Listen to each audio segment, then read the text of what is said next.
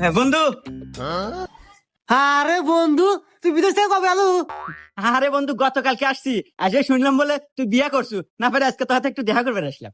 খুব ভালো করছু। আর তুই আগে বয়, তোর হাতে কতদিন ধরে আলাপ করি না রে। আর হ বন্ধু, ঠিকই শুনছু, আমি বিয়ে করছি।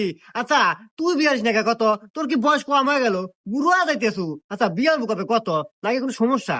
না রে দোস্ত, সমস্যা কিছুই না, আমার এই মনে কষ্ট আছে। শোন, আমি বিদেশ যাওয়ার আগে একটা মেয়ের সাথে আমার সম্পর্ক হয়েছিল, তার সাথে আমার সবকিছু হয়ে গেছে। তারপরে ওই মেয়েটা আমাকে আলু মালু বুঝে বিদেশ পাঠাইলো। বিদেশ যায়া কামাই গাজি করছি আর অক দিছি। ও একবারে সবকিছু আমার টিয়া পয়সা খায়া দোস্ত আর এক ছেলে বিয়ে হয়ে নিয়ে ঘর সংসার করতেছে।